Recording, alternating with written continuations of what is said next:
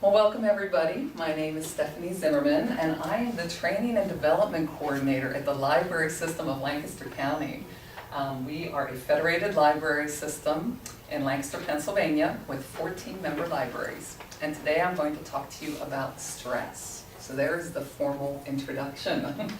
I want to ask all of you, on a scale of about 1 to 10, if you think of 1 as being, I am at total peace, nothing can bother me at all today, and 10 being, I think you're going to have to call someone and have me committed. I want to know how many 1s I have in the room by a show of hands, and I'll see how many. Oh, no 1s. How about some 2s? Any 2s? 3s? Uh-oh. 4s? 5s? Okay, we've got 3 5s out of a room of 11 here. How about 6s? 2 6s. You feel by today. Today, how you feel today? 7, 3 7s, 8. Okay, so we don't need any white coats or anything. We stopped at 8, so that's good. But I think this presentation is really needed in this room, so that's a good sign. And how about this piece of information? Careercast.com. It's a pretty well-known site on what careers are good, bad, etc. It says that librarianship is one of the 10 least stressful jobs. How many agree with that? Right. I know. And last year, too, it was in the top 10 least stressful jobs. So they're getting incorrect information. So they're judging by an old model. Perhaps that stereotype. Exactly. Old model. Sitting at the surf desk reading books. Yeah, not so Stamping much. out the cards. Yeah. Not so much. Okay. So I'm stressed out and you want me to stay positive. So the bend of this presentation is there's tons of ways to deal with stress. And we could be here for days on all the various ways to deal with stress. But the focus of this one is by staying positive. So that's the gear of this 1-hour presentation for you guys. So, oh good, it's moving correctly. This is a good sign. Okay. So first of all, and I have handouts for all of you so you can refer back to this later, but what is stress? Well, the good news is it is a natural part of being human. So we are wired for stress. That's how we were designed. And our responses are psychological and physiological, but it's the response to the perception of a demand or challenge. So all through this presentation, you'll notice I highlight the word perception. So that'll become clearer as we go through here.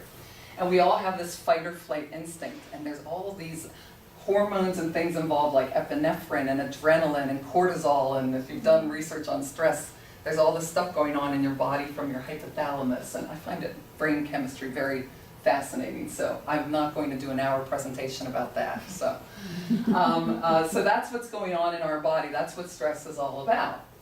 And the Mayo Clinic says that 25% of people say their job is their primary stressor, which I would have to agree with that. Most of my stress comes from my job. So that's why we're focusing in on that at work in this presentation.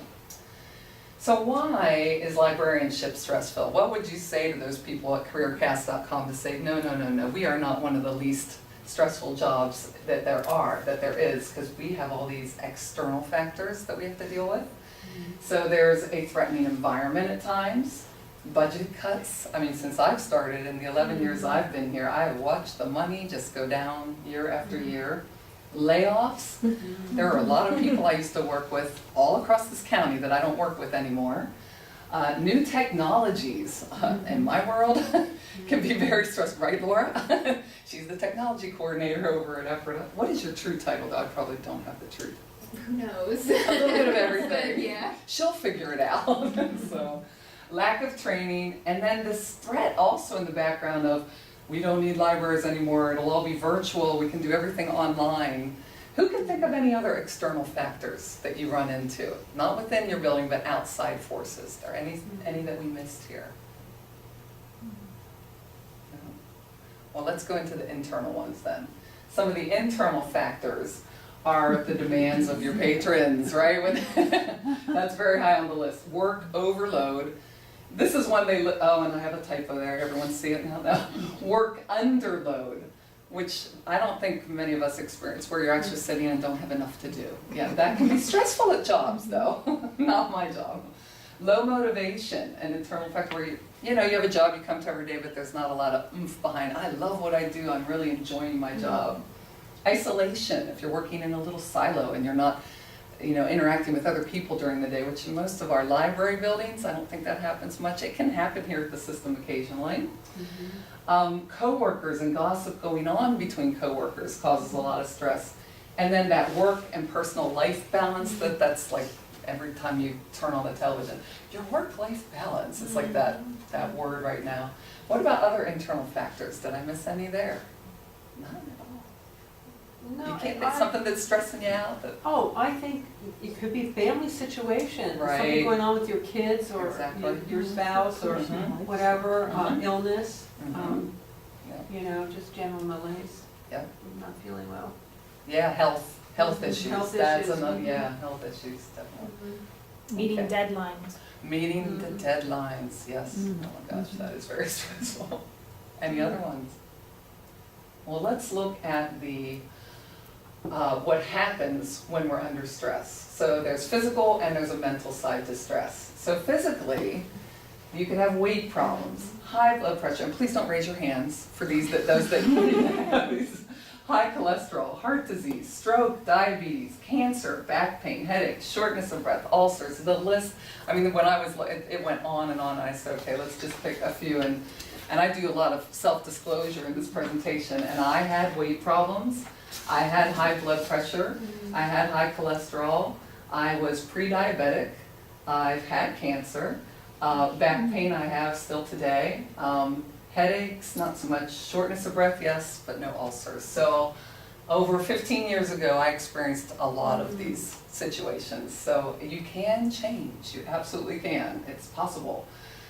But mentally, you could have eating disorders or other addictions, you name it. No exercise, I just can't get out of bed and do anything today. Burnout, which I'll talk about more in a moment.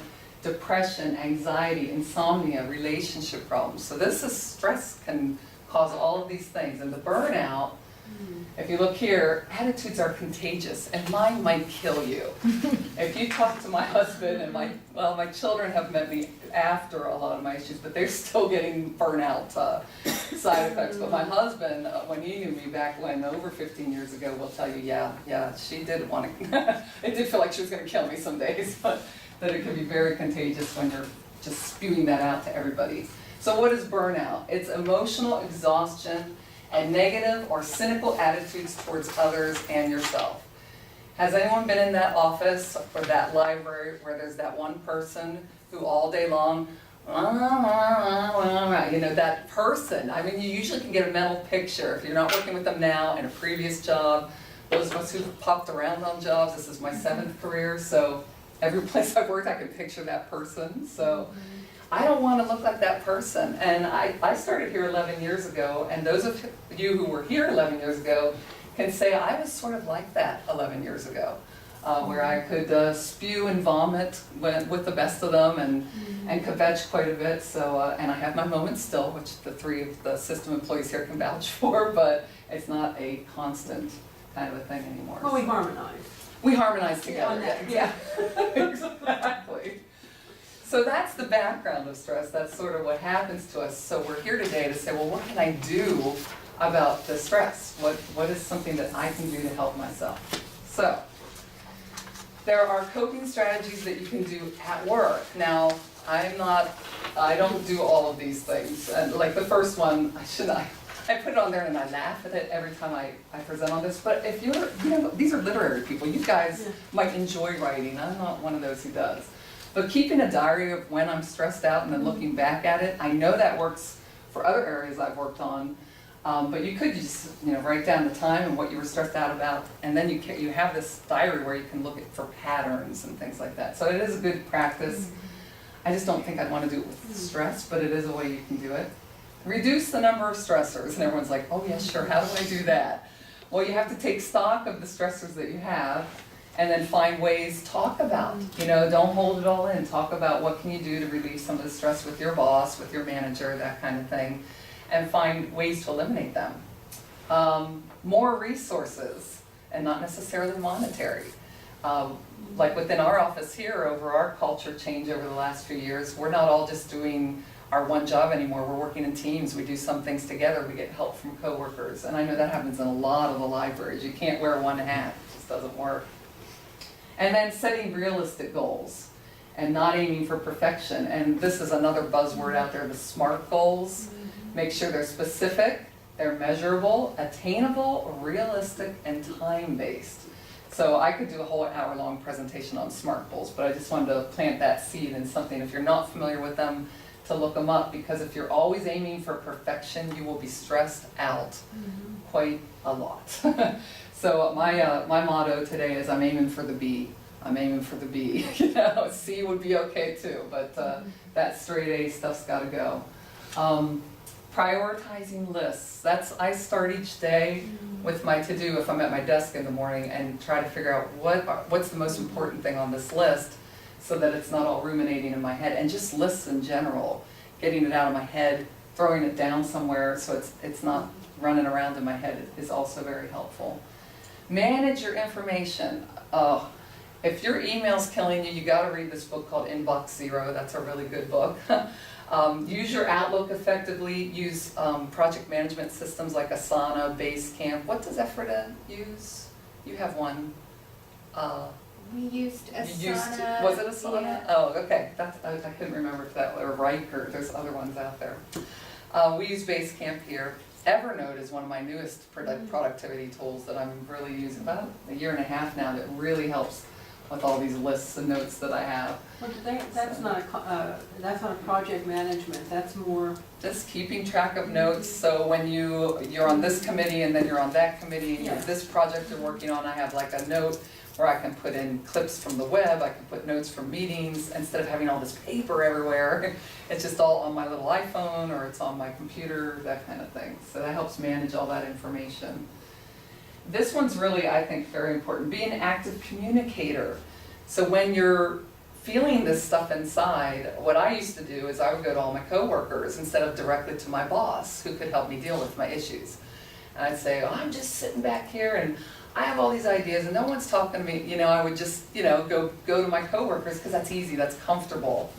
And a few years, 5 years ago or so, I started going to my boss about these things. We had a big strategic plan that came through, and there was all this training stuff. And I'm like, how am I going to do all this as a member of the IT group? How am I going to do this? And I kept communicating myself into a department called Training and Development. That's just insane when I think about it. So talk, speak, do not just, hold it all in. Get a social support system at work and outside of work. So if there's no safe people at work, get it outside of work. But it's so nice to have people you can go to on your job when you're just really having a bad day.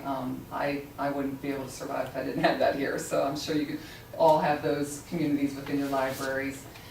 And then a personal learning plan. So how many of you have a continuing education plan that's not school, it's not getting a certificate in XYZ, that you every day have a couple blogs you read, certain websites you check in on, Laura does, to keep yourself on that edge so that you're not just, well, I don't know how to do that. It's all out there for you. We have Web Junction, which is free training. Skillsoft is through that too, through the Pennsylvania Web Junction. There's GCF Learn Free. Now there's a new one I found for senior citizens that work for me too, techboomers.org. I mean, there's all these sites with free information. And if you're lucky enough to be at a job where there's a lynda.com, or I wish we had that here. We're starting looking at things like that, but they are a little pricey. But having your own personal learning plan so that when you're feeling frustrated, you're not just sitting stagnant, but you have a way to get out of it. So, and take a break. I'm horrible at this. I'm good at lunch. I'm really good at lunch, but there's afternoon and morning and afternoon breaks. So I've tried to, now that it's warm again, take a break and walk around the building. Boy, that really helps, just to clear my mind. And I know Dawn and Griselli are really good about that. I see you guys going out all the time. So, and then change your perception, which is where we're gonna really start focusing in on. Is it's not really what's happening around me that's causing my stress, it's how I'm reacting to what's going on around me. So that's the heart of the work, and that's the hardest work. It's easy to go for a walk. It's easy to express myself to coach. I could just talk and talk and talk about all my problems to you, but changing me so that everything around me shifts, that's the harder work. So let's get into that a little bit after our goals here. Okay, so those were work strategies. What about some personal coping strategies? capitalize sleep. How many of you get 7 hours of sleep a night? I would love to, I need to talk to Rosella. They say 7 to 8 hours, although I've been reading studies now where, because literally I'm like a 5-hour type of person, and I've done that like all the time, and I think I'm going to die because of all the things I read.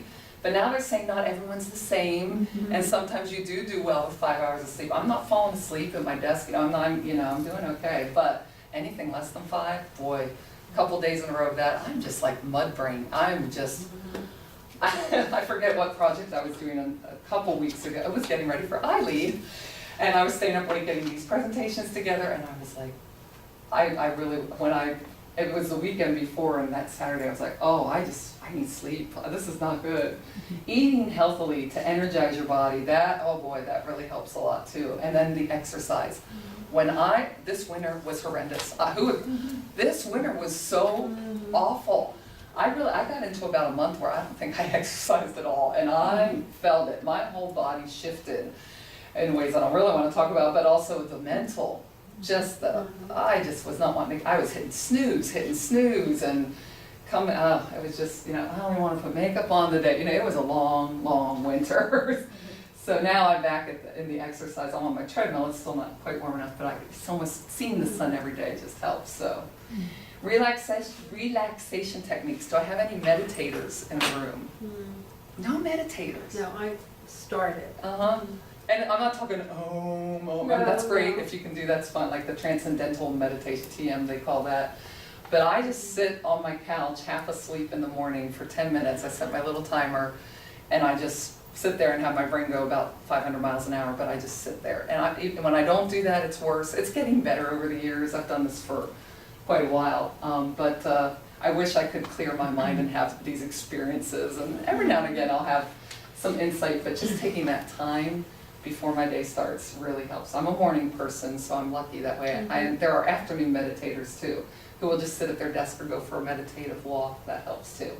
And having an outlet, a hobby. What are some hobbies in the room? What are some, Dawn? Oh yes. Dog agility. Dog agility. Man, her puppy dogs are amazing. Well, what can't I think of his name? Sprout is getting all these ribbons and stuff, and she gets exercise when she's sprinting around this place with these dogs. So, who else? Who else has hobbies? Marianne, come on, you got it. I do. Well, the walking is, but not this winter, just going out and enjoying. But your art world, your arts, Yeah. poetry and music. There's and, all that too. Yeah, exactly. Yeah, finding those artistic and creative outlets, and being married to somebody who is helpful. Yes. Yeah. I sang with her husband years ago. I can vouch for that. Kim, you know something? Crochet. Nice. Yeah, oftentimes at night, just watch TV and sit and crochet. Yeah, and the knitting and those things that I've seen people do. I mean, you can crochet the cutest little things. It's on Etsy. I see all that stuff. So, anybody else want to share their outlet, their hobby? Gardening. Please come to my house and help us. We are all black thumbs in my house. It's so sad. You probably have a gorgeous property, right, with the flowers you plant. I plant flowers, I plant vegetables, yeah. Now is the time of year when, last summer we planted some cucumbers and some tomatoes. We got one little cucumber that big, and we all ate it. Each of us had a piece of it. We were very proud. That's all we got. Peppers, tomatoes, and cucumbers, and that was it. You probably need to water a garden occasionally. Yes, you do. Yeah. So we thought the rain would cut it. And weed and do all that. Yes, yeah. Well, here's the main point here is sometimes the best way to deal with stress is acceptance that there is nothing you can do about the particular event. Doing so allows you to let go of some of the stress related to it. After all, there's no sense in stressing about something you have no control over. This I take to heart. When I've looked at a situation and I see where one side is and where I am, and I realize there is no bridge between, this is just how it is, and accept it, I feel tons lighter. It's just, what are you going to do? And I use this little mantra, well, isn't that interesting? Instead of, what? How can they do it now? It's like, isn't that interesting? That's my new mantra. Try it out. Next time you sit, even with like kids or whatever, or with a patron, and they're like going crazy all over, you're not causing any damage in your head. Isn't that interesting? I wonder what's going on in that person's life. I'm really glad I'm not that person today, you know? And when you step back from it and you're not right in the heat, it's kind of interesting how that works. So I've been testing on my husband and children for quite a while. And then staying positive. Here we go even deeper into the ways to stay positive. All right, so here's the good news. I said before, stress, we all have it. It's all part of being human, and it's not even all bad. The bad part of stress is, I'm stressed out. I'm really stressed out. I'm going to go eat a large pizza. I'm really stressed out. I'm going to go do this. That's bad stress. Here's good stress. I am so stressed out.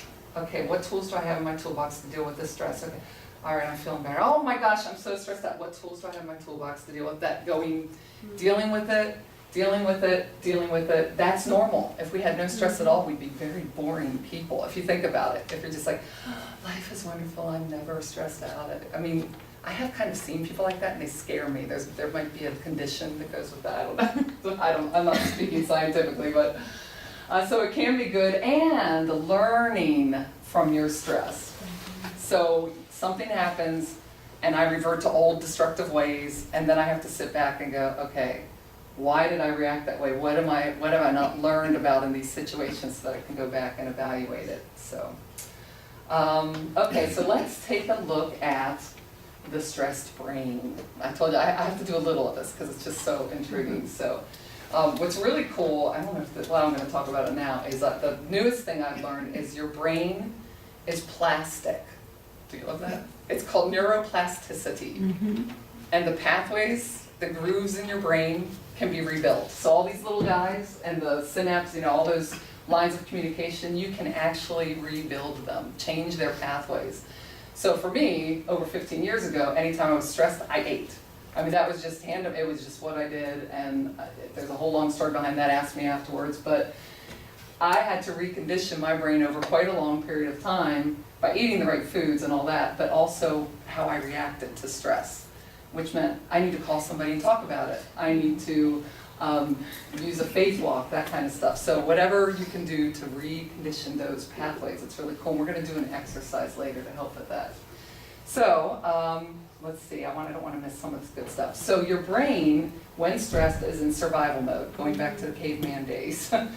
And it's characterized by getting, I can so relate to this, into this tunnel vision, failure to see all opportunities. I just see one way, and it's causing me more and more stress. I can't get out of that tunnel.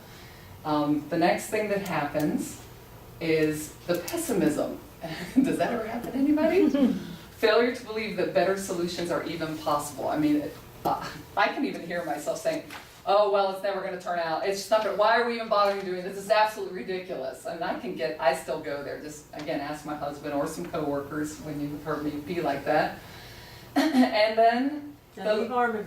And then we harmonize with each other. Mary Ann will join in and we get our harmony. And then we go, but we have guiding principles here to help us. Right. We'll get to those in a minute. So learn helplessness. So these thoughts over your lifetime, if you are from a pessimistic nature, if you have your automatic response is negative thoughts, and that is me, that's not everyone in the room, but that is I call it my initial startle. That's how I react initially. And then I have to re-trigger the new paths in my brain to change that. So too stressed to believe that even tiny little small changes will help. Well, what if you tried this? No, it ain't gonna work. It's not gonna work. No, you know. Have we been there? I mean, do you know what I'm talking about?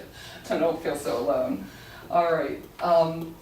So the reality is it's all about perception. This is my favorite slide, because this is the heart of my message pretty much, is that stress is the interaction between our circumstances and the way we think about our circumstances. So how we perceive it is how it will be.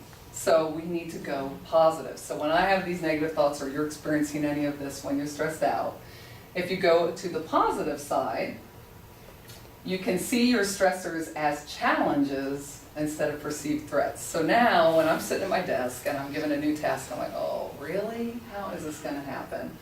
Instead of going, there's no way this is going to work, I go, okay, how is this going to work? How can I, how can this happen? What people do I need to get together to help me? So I really try to focus on more of the positive side of it instead of reacting.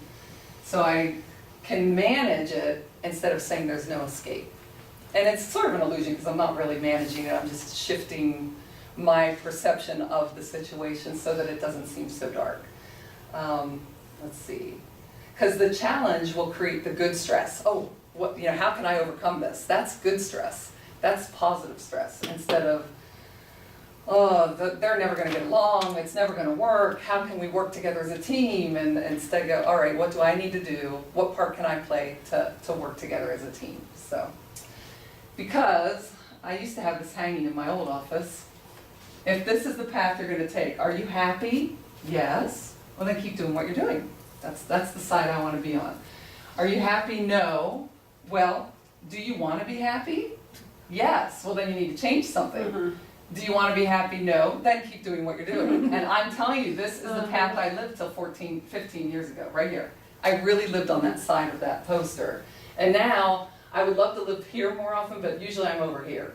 I'm like, that's where I'm living these days. Is what do I need to change? What do I need to change? When is it going to be automatic? When is this going to get easier? And each year it does, but it is work. It really just is good work, but it's work. So a tool that has helped me is a book by Don Miguel Ruiz. Has anyone ever read this? The 4 Agreements. That's great. It's on, I think it's on your resource list there. It's a quick little book, quick read, and it reminds me of what we went through here at the library system 3 years ago.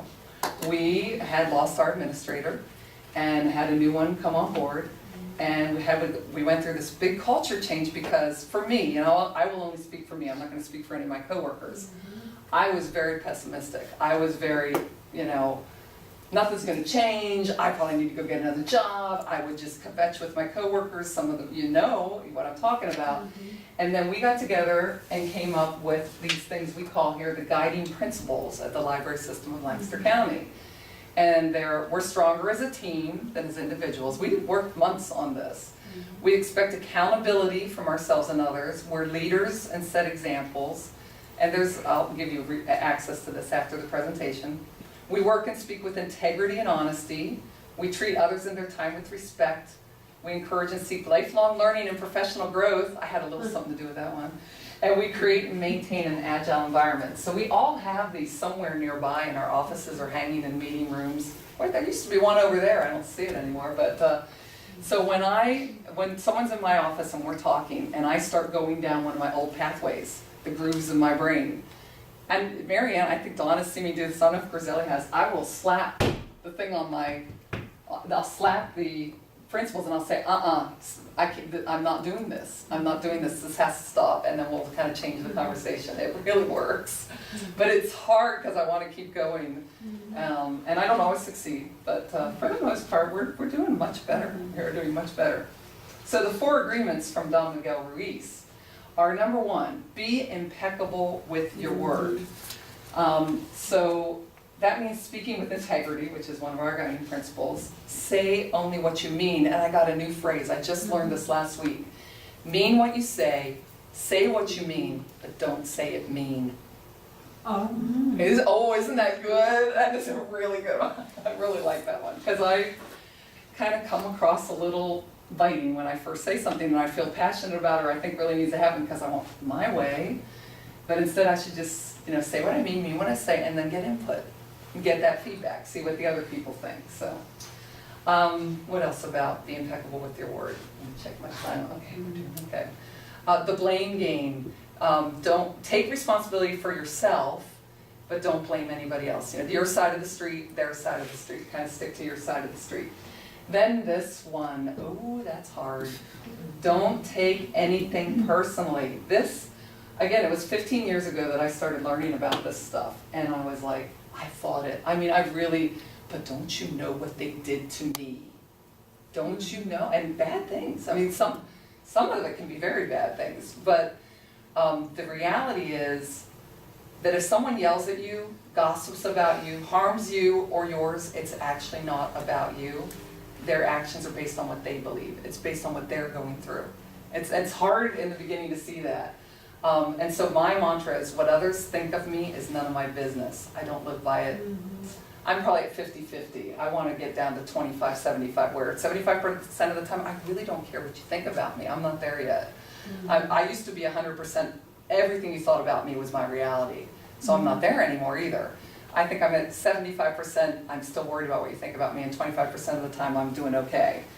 So working towards the 50-50, or I'm getting closer to that, but I want to get down to the, yeah, okay, that's your opinion, I'm glad you shared that, and inside going, I'm not going to change who I am. That I would love to, you know, but still be able to work with people so we're not all stressing out. That's a balance and a half. Well, I have heard it say that critique is more about the critic. Critique is more about the critic. What are they going through? What's happening to them? And again, with the patrons and the irate patrons, and I've been in libraries enough to see that happen. Wow, my immediate response is, my goodness, what has happened to them? What happened?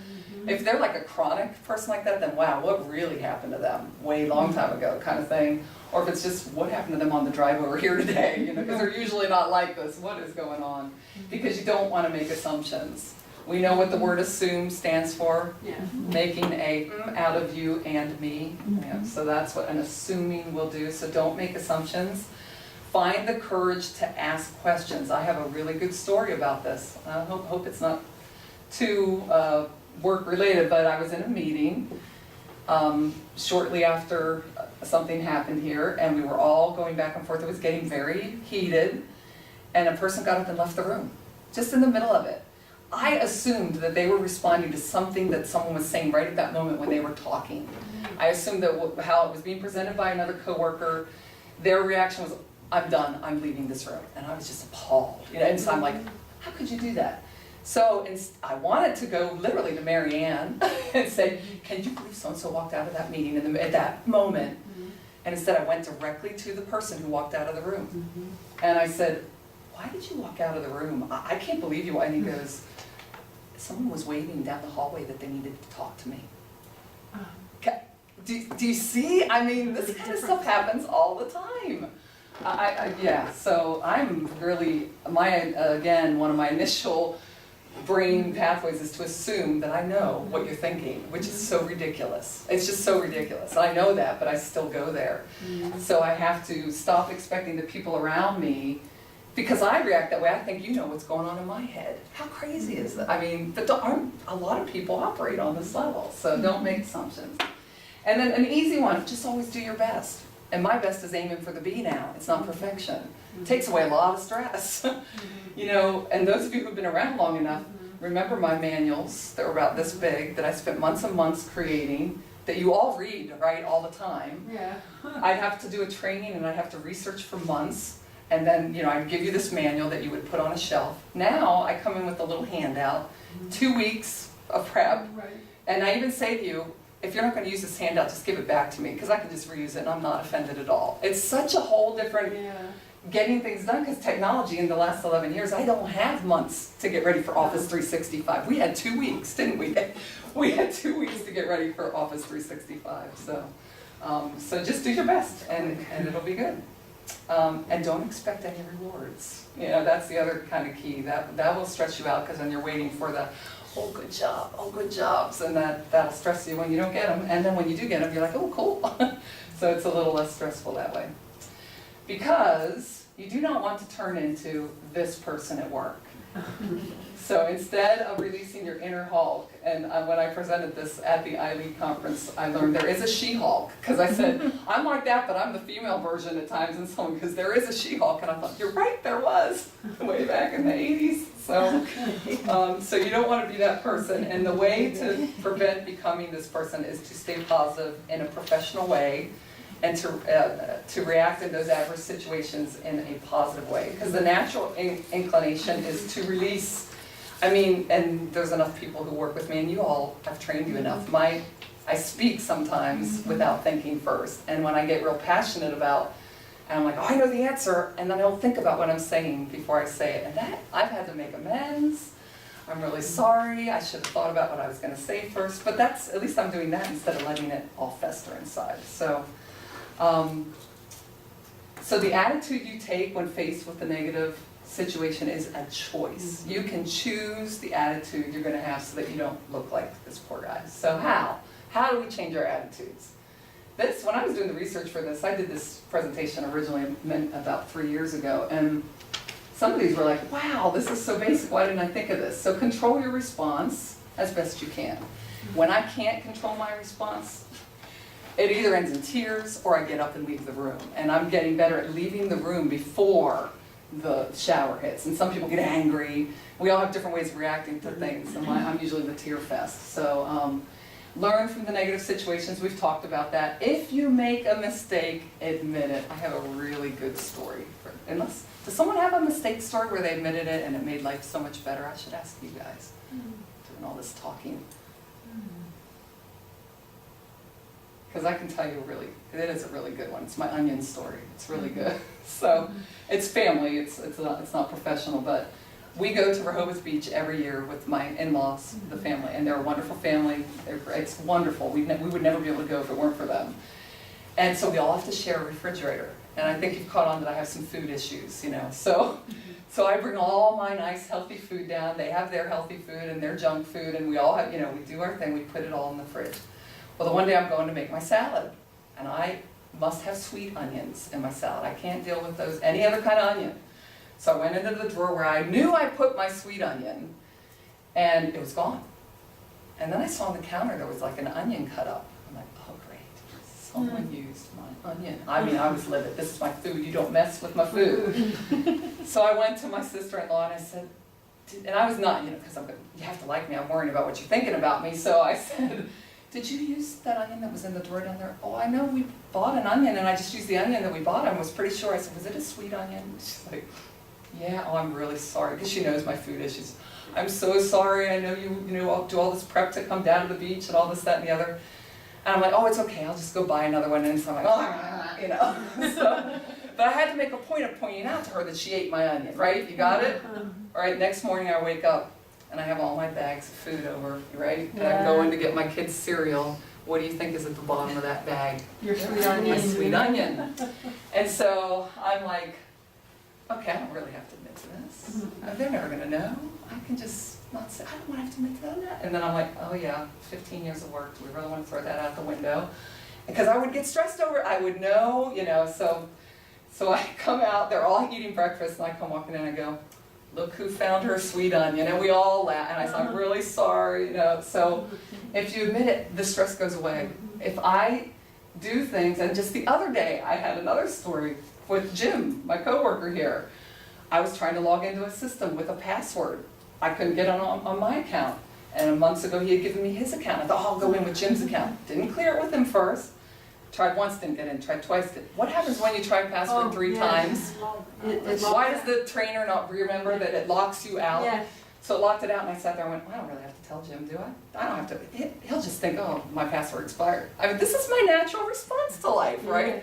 So I went over, I walked in, I said, Jim, you can kill me now. I locked you out of your password. So, and we laughed. You know, I mean, it's not a big deal. But man, it's just funny. So maintain the positive view, and we're going to talk a little bit more about that in a moment. And these are what I love. Replace these negative statements. These are just so basic, but instead of to a patron, well, I don't know, you can say, let me find out. Not that you would say it that way, but, or you must, to, would you please? I mean, this makes all the difference. I had another one. What was my other milder wording one that I thought was really good? You must, I don't know. I should have put it up there. You make me feel, oh my goodness, my children. She made me do it, I swear. I'm like, and I always say, no one makes you do anything. Because I can speak from experience now, where in the past I would have been like, I know, doesn't that stink? So instead of you make me feel, you can change it to I feel. I feel. Not you make me feel. I feel upset when you. Those I statements, the if then, that kind of stuff. So, and then here are some other really good ones. Change negative to neutral or positive. So going from negative to, how do we do that? Well, instead of saying, I can't handle this, because my brain goes to, this is impossible, you know, you go to, how can I handle this? I'm really using this. How is this possible? Instead of being so self-limiting, opening that up with just one word change. You know, I am telling you 15 years ago, if I had watched someone like me presenting this, I would have been sitting there going, oh my gosh. You know, it's like touchy-feely stuff. That stuff doesn't work. And now 15 years later, it really, really works. You really rewire your brain. I'm telling you, I'm a 180 from who I used to be. So I have an 80-year-old friend. Well, she's probably 85 now. She's known me through this whole 15-year process. And every time I come off with one of those, it's impossible, here's what she sings to me. Oh, wait, I have to hit the link. So hold on, let's see if I can do this. Oh, watch this is kind of fancy. Okay, and then I go like that. Yay! Nice. Oh, there Okay. it is. Oh, wow. You got to accentuate the positive, eliminate the negative, and latch on to the affirmative. Don't mess with Mr. In Between. Yeah, that's a good You got to one. spread Can you your pause that, David? love to the A little pause on that YouTube. You can listen to the whole song, it's really good. minimum half. Thank you, and then can you go back to this guy right there? Because it's too hard with this remote. Yeah.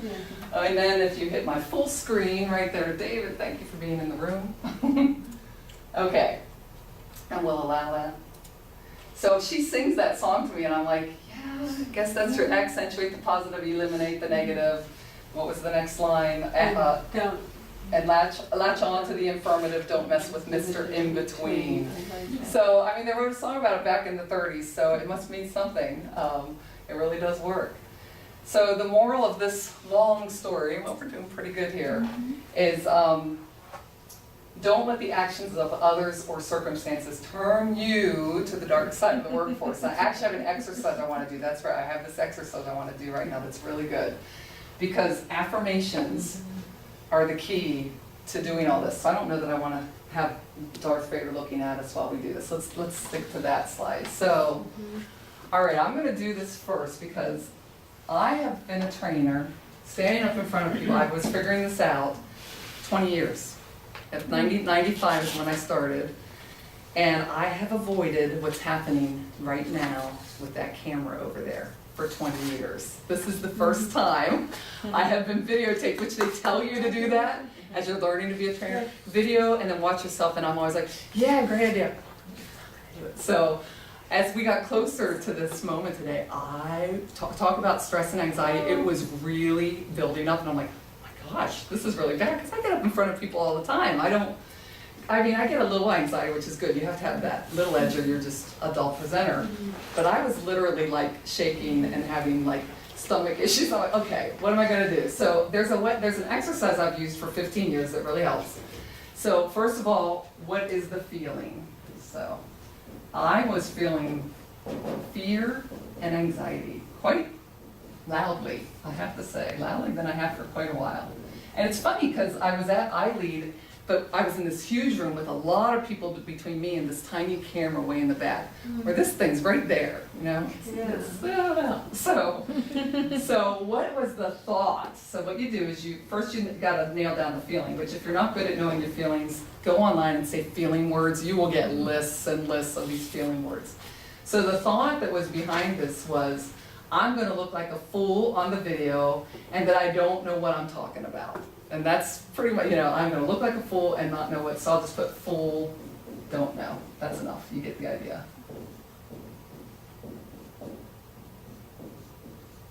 So, to counteract this, what you do is you change thoughts to relieve the feelings, and then it rewires your brain after a long time of using these affirmations. And yes, I was a person who would watch Saturday Night Live with the deep thoughts.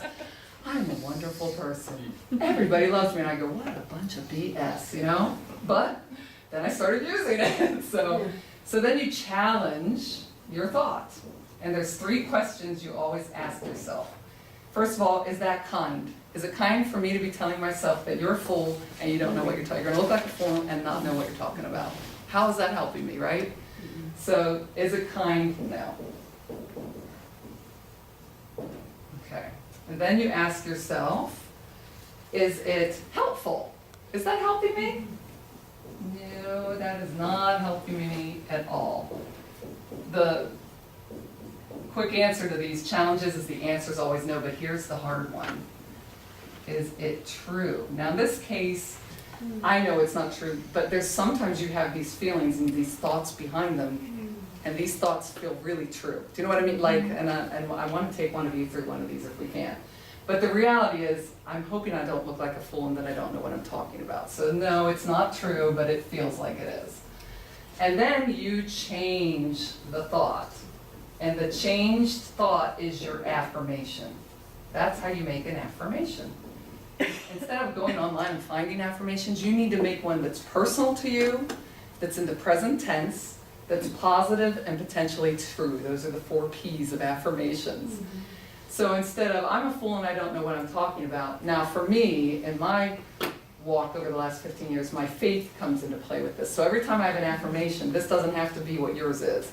I have to bring God into it. That's just for me, it's personal to me. So my affirmation for this, and this was literally a half an hour ago, I'm a professional trainer who knows her stuff and by God's grace will do my best. And I started saying that in my head.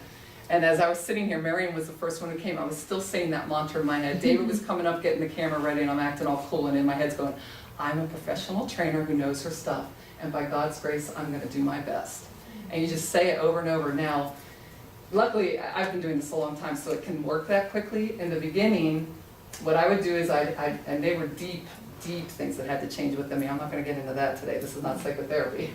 But I would come up with these affirmations, I would write them on a piece of paper 40 times, and then I would record them back in the day when it was a cassette tape recorder. Now I can use my iPhone, and then play that back in the car. My voice saying the affirmation, yes, it's so hokey, yes. I'm still not a touchy-feely person, so when I say it to people, I'm like, I know, Dawn has heard me say it. So we roll our eyes and go, and yet 15 years later, I'm not 370 pounds, I'm not on antidepressants, I don't have all these health problems, so there has to be something to be said for these affirmations. So that's how they work. Now, I think, oh yes, we do have enough time. Is there anyone right now you're on camera, so this will be recorded, so you obviously don't want to share about real deep things here. But does someone have a tiny feeling they're going through right now, something that's coming up that they'd be willing to work through with the group? It will help you, I'm telling you. Without the camera, I'd probably get more volunteers, but. Nobody? Just a feeling, it can be, something really basic. I gotta plant my flowers, but I'm afraid that I'm not talking about you, Mary, but just, I'm afraid it's gonna rain and I'm really oh, Laura. I'm scared of flying. Oh, There you in an go. airplane. I don't want to get up. Holy cow. No, you don't have to get up. You don't have to get up. Well, that's actually a big one. Okay. So, are you going on a trip? Yes, When? October. And I've flown before. You I'm have? still scared. Okay, so fear is the feeling, and just fear. It's of flying, but fear is the feeling you're feeling. So what's your thought? What is your brain telling you that creates I'm that? going to die. I think we all think that when we get on, and when we get on a plane, it's just who does it overtake? Yeah, I'm going to die. Okay. Uh-oh, this is gonna be a hard one with the challenges. All right, so when your head is telling you, I'm gonna die, is it kind to you to say that to yourself? I'm gonna die. Today I'm getting on a plane, I'm gonna die. Is it helping you get on that plane? Oh, now here's a hard one. Is it true? You really gave me a doozy. I know. Who knows? All right, if we look statistically at plane crashes related to others, is it usually true? Probably not. Probably not.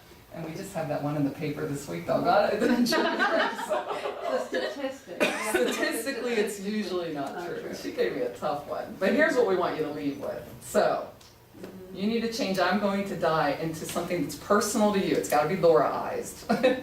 It has to be in the present tense, and personal, present tense, positive, and potentially true. So these have to be your words.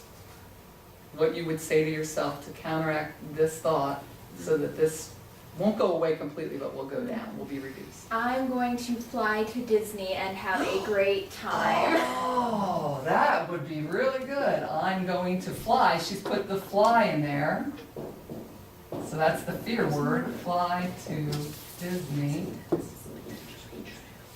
And have a great time is what you said? Mm-hmm. Okay, now Laura, you know what you have to do, right?